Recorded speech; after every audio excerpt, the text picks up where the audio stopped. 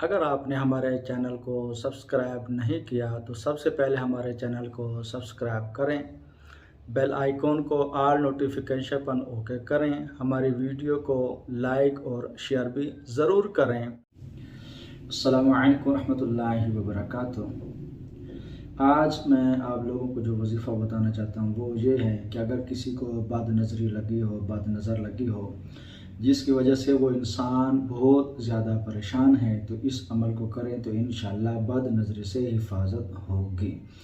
अमल ये है कि आपने या सुबह नमाज के बाद या जब उसको नज़र लग जाए तब आपने ये अमल करना है। अल मालिकु अल कुद्दूस अस्सलाम। ये 3 अल्फाज ऐसे हैं कि अगर आप देखें कि किसी को बदनज़री लगी हुई तो नमाज सुबह पढ़कर या दिन में किसी टाइम भी कर सकते हैं, मगर नमाज फजर जो है ना इसके लिए बेहतरीन टाइम है। उसके बाद अव्वल आखिर 3 बार दुरूद पाक के बाद वो 21 बार पढ़ के ये तीनों दम करेंगे, फिर 21 मरतबा पढ़ के दम करेंगे, फिर 21 मरतबा पढ़ कर दम करेंगे, नज़र बद ख़त्म हो जाएगी।